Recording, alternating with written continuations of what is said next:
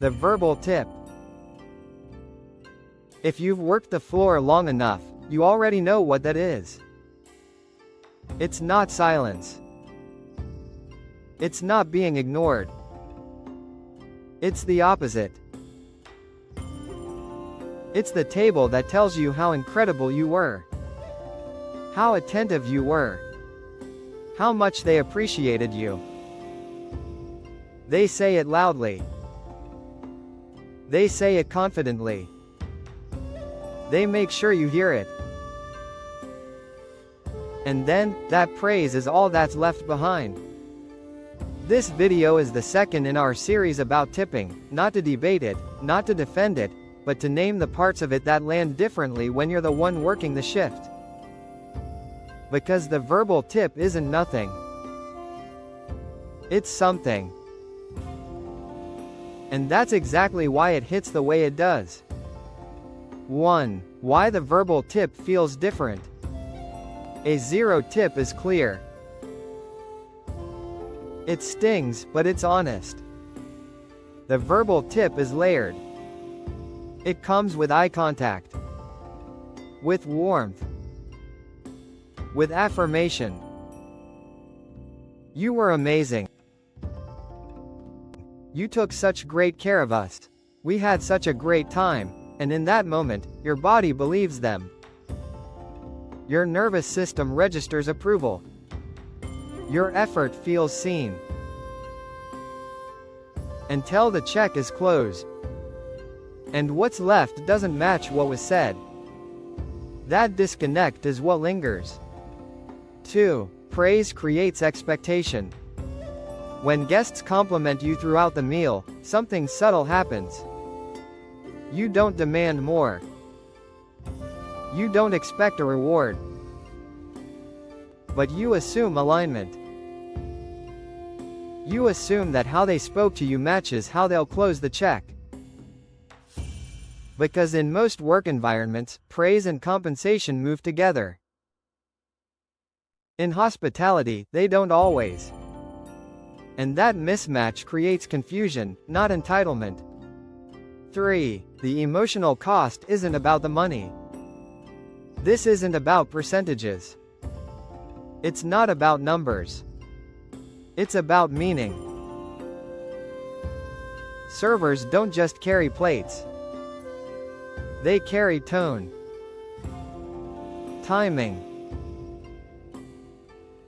energy, emotional regulation. So when praise replaces pay, the message becomes blurred. Was the work valued? Or just enjoyed in the moment? That ambiguity is what makes the verbal tip heavy. 4. Why this happens more than people realize. Many guests believe praise is generous. Some think encouragement matters more than money. Some assume someone else will tip. Some genuinely don't understand how service compensation works. And some feel that kindness should count as currency. From their perspective, they did something positive. From the floor's perspective, something is missing. And both realities exist at the same time. 5. The silence after the compliment. There's a moment every server knows. The check is dropped. The table lingers. You give space. And when it's over, you realize, the words were the tip. That realization doesn't spark anger. It sparks deflation. Because emotional labor was met with emotional acknowledgement, but not practical support. 6. How experienced servers process it. Over time, something changes. Compliments stop raising expectations. Praise becomes neutral. Not because servers stop caring, but because they've learned to protect themselves. You accept the words. You release the hope. You move on. That adaptation isn't bitterness. It's survival. 7. Naming it matters. The verbal tip isn't rare. It's common. And naming it isn't about shaming guests. It's about letting servers know they're not imagining the feeling. If you've ever walked away from a table thinking, "That felt worse than nothing," you're not alone. That reaction makes sense.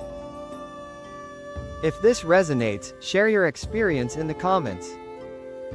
Not to vent, but to be seen. This is Tipping from the Floor.